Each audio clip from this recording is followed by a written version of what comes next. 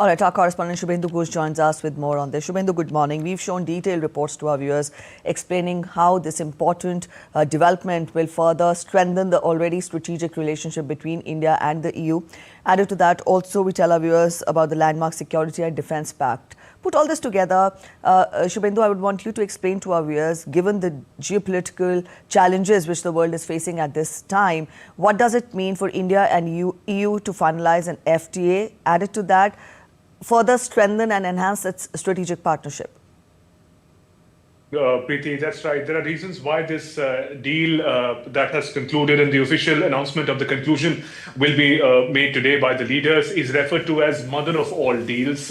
We have to see that a combined market of about 2 billion people is going to be represented by India and EU. Global GDP share together of about 20 to 25%. That is really a remarkable breakthrough for two of the most dynamic economic zones in the world. India being one of the fastest growing large economies, and EU home to 27 solid developed countries. So in that sense, for India to be able to, with just one deal, be able to access the markets of 27 developed countries of the West is going to be remarkable. Remember, it is going to be a trade deal between a set of developed countries represented by the EU Commission and India, a developing country. So in such deals, various concerns, various areas that a particular economy, India, for example, would like to protect, those are also considered. So in that sense, it's going to be a deal. The fine print we'll get to know by today afternoon, but it's going to be a deal which is going to be pragmatic, which is going to be a win-win agreement for both the sides. They have a trade volume in goods of about $136 billion. Add the services trade to that, it goes up to $190 billion as of today.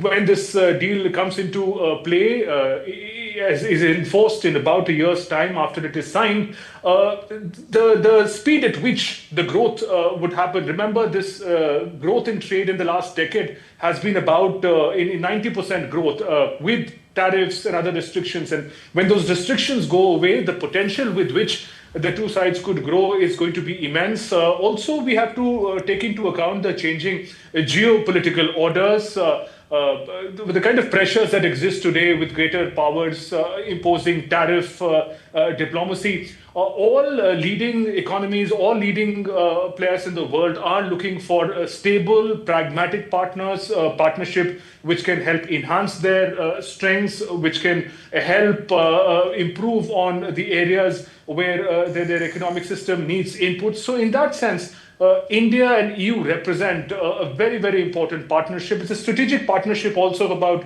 2 decades, Preeti, and that confidence that generated really forms the foundation now of this historic deal that is going to be announced today, the India-EU FTA. And there are so many aspects to it. We'll get to know about the details later, but the main focus would be that the strengths of both the economies are going to be enhanced with this deal coming into action.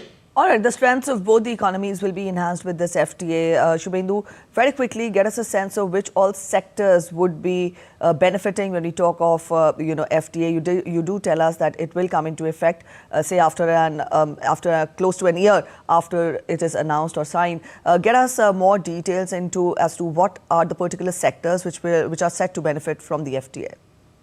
Preeti, India and EU engage in diverse areas. There are n number of sectors where the trade volume, goods trade volume, which represents about $136 billion worth of trade. What is also important that given engagement in all sectors, certain sensitive sectors which exist. For example, for India, agriculture, dairy, these are sensitive sectors. These are sectors which India would want to protect the domestic producers. In particular, steel is another such sector. For Europe, automobile, we know, is a very sensitive sector. They're careful, cautious in the way in which they progress. So what we're learning is that there is a very pragmatic understanding. It is not just an open market for both the countries. Both the countries are going to be opening up areas where they would like investment, they would like engagement, and the sectors which are vulnerable, sectors that they would like to protect. Both countries are going to respect each other's concerns. So in that sense, for India as a developing country, the sectors, the producers that India would want to protect from external influence, from external trade pressures, those are sectors that are going to be prevented. Again, the specific details we'll wait for the leaders to spell out, but the number of sectors are going to be really covering the entire gamut of economic engagement. Remember, there's also going to be the strategic partnership taken forward with the defense agreement that is also set to be signed. So in that sense, a closer cooperation in technology, emerging technologies, strengthening the semiconductor supply chain is going to be a key priority for both the sides, India and EU. Preeti? All right, Shubhendu, we'll leave it here. Thank you so much for joining in with those insights.